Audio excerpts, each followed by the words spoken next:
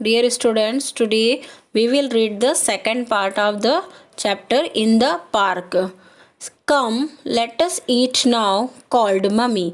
Mummy ने बच्चों को बुलाया और कहा कि चलो आप खाना खाते हैं. You must be hungry, तुम्हें भूख लगी होगी. Let's find a cool place to sit down. Mummy ने कहा कि चलो बैठने के लिए कोई अच्छी जगह ढूंढते हैं. They sat on a bench near the pond.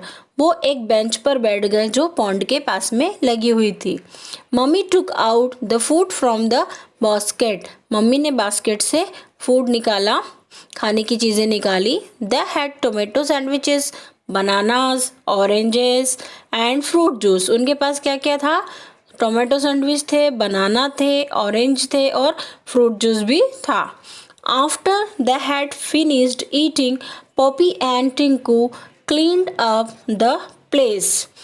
जब उन्होंने अपना खाना फिनिश किया तब पॉपी और टिंकू ने उस प्लेस को क्लीन किया, वहाँ की साफ सफाई की. They put the rubbish and the peels in the dustbin. उन्होंने कचरा और छिलके डस्टबिन में डाले. Let's play with the ball now, said Tinku. Tinku ने कहा चलो अब बॉल से खेलते हैं. I will also play with you, said mummy. Mummy ने कहा मैं भी तुम्हारे साथ बॉल से खेलूंगी. Poppy and Tinku stood on one side and mummy on the other side. Poppy और टिंकू एक साइड खड़े हो गए और मम्मी दूसरी साइड पे खड़ी हो गई.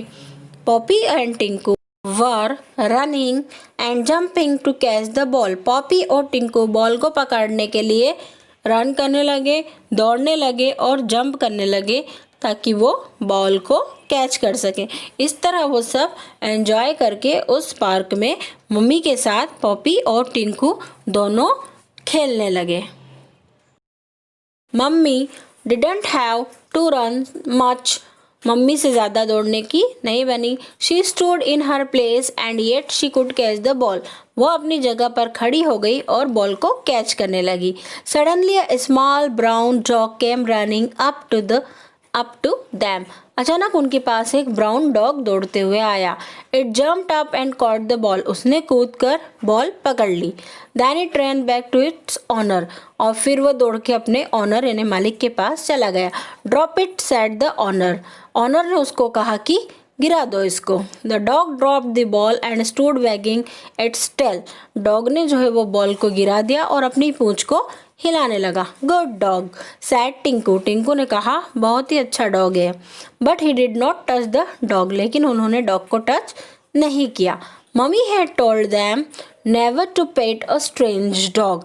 मम्मी ने उनको समझाया था कि किसी भी स्ट्रेंज डॉग को टच नहीं करना है. It's time to go, said mummy. Mummy ने कहा कि अब जाने का टाइम हो गया है.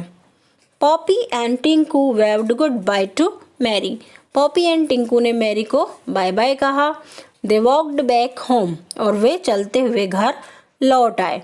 What a nice picnic Poppy and Tinku had in the park. Poppy और टिंकू ने पार्क में एक बहुत ही अच्छी पिकनिक मनाई और बहुत इंजॉय किया. इस तरह से ये आपका chapter in the park finish होता है, जिसमें हमने पिकनिक के बारे में पढ़ा कि पॉपी और टिंकू दोनों भाई बहन अपनी मम्मी के साथ पार्क में जाते हैं और पार्क में वो बहुत एंजॉय करते हैं.